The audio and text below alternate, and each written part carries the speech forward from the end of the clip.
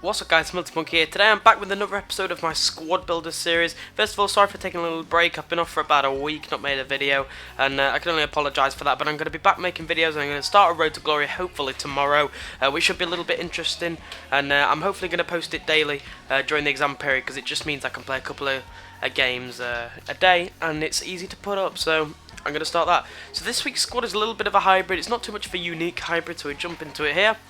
You can see it's got a Netherlands sort of Bundesliga cross, if you like. It's got a couple of blue players, a couple of informed players, and a couple of normal, just normal players, if you like. So we'll start off with the goalkeeper, which is Manuel Neuer. Now this guy cost me 12,250 coins, and in my opinion, he's the best goalkeeper on the game.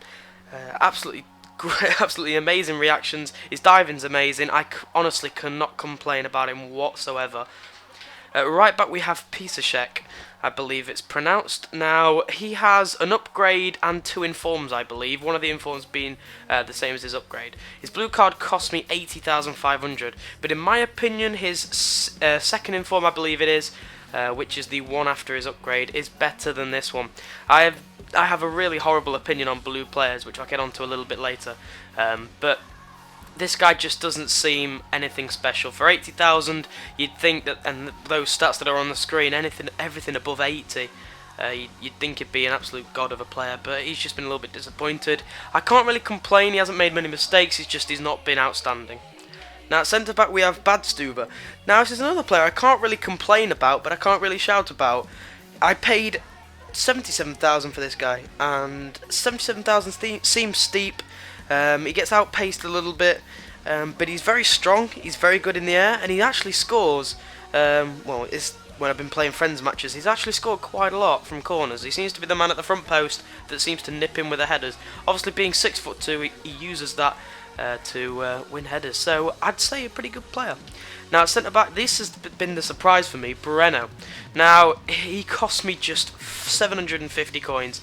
Now he scored 2 goals for me, he didn't score any for the previous owner, but he's been an absolute surprise package.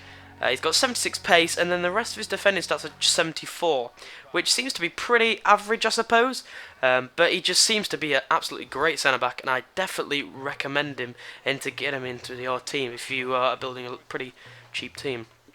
Now at left back we have upgraded and transferred Patrick van Aanholt. When he got transferred, he got an upgrade of 3 pace, I think it was, and this version cost me 750 coins. Absolutely great buy, would definitely recommend it. Nothing to complain about on this player.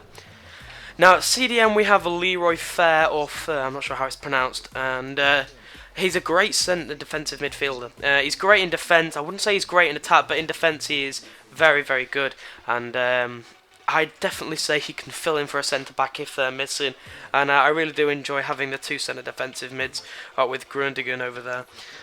But I definitely recommend him in CDM. I wouldn't play him at centre mid, I'd put him at CDM, purely for his defending attributes to boast about. As I said, the other CDM is Grundigan, and his defending stats aren't as good as Leroy Fer's.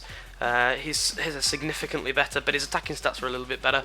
And because of Fer's defending stats, he doesn't need to defend as much, and it means he can get forward, and his passing seems to be pretty nice towards the front 4, if you like, if you'd call them a front 4. So I definitely recommend him, and I believe I only paid 19,500 for him. So and Leroy Fer cost me 105,000. I wasn't sure whether I said that or not. So at centre attacking mid we have Didavi. Now I've had this guy before, and I absolutely couldn't give him enough praise. He seemed an absolutely amazing player with a great left foot on him. He cost me 21,000. I actually picked him up on a bit of a deal because I think his average is about 28 at the moment, and in this team he's been a little bit of a letdown compared to what I thought he would be. Like I said, I had him in a previous team and he seemed very good there, but this time he's just not got involved as much, and I genuinely think I'm not suited to this formation. I just seem to be struggling a lot with it, and I'll get into how I perform with this team in a minute, but Didavi, in the right team, I'd definitely recommend him. Now we have our first blue player, well, our first attacking blue player, should I say, which is Dost from Heerenveen, I think it's pronounced. Now, he's 87 rated, and he's default striker. So I'm playing him at cam, and he's not got the best of pace to play there, but his shot definitely makes up for that. But overall, I'd say he's disappointing. The only headers, the only goals he's scored are his headers so far from inside the box. 45,550. I'd say he's okay. I'd like to see how he performs at striker before playing him, before giving an overall view on him. Next we have centre forward Guzans. Now this player has been a surprise package also. I had him in a team previously and I enjoyed playing with him. And in this team he seems to do a pretty good role. He seems to fill in nicely at centre forward. And if need be, if he's not performing in the game, I always have Sergio Aguero to bring on off the bench. But of course I can't play him now as he gets no chemistry whatsoever in this team. So Guzans, I definitely recommend him because he's just a small amount of 2,500 coins, where you can actually pick him up a lot cheaper depending on his position, which I think his default is centre attacking mid.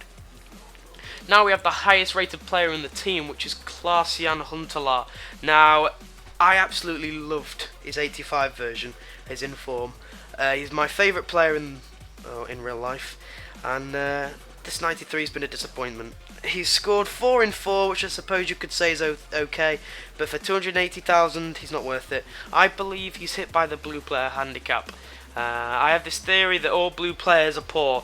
They're hit by this handicap that just makes them not what their card says they are, and I honestly think his 85 version is better than his 93. He wins a lot of headers given his finish is very good, but his shot doesn't seem to be as powerful as his previous card, and he seems to lack pace a lot. I mean, 83 should be enough to get away from a defender with the defender like on 70 pace, but he just can't seem to do that, unfortunately.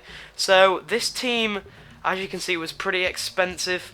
And would I recommend it? It's a bit so-so, I suppose. There's some great players in there, and I think without having the blue players and maybe replacing Pisicek with his first in form, Badstuber with maybe a different Bayern Munich centre-back.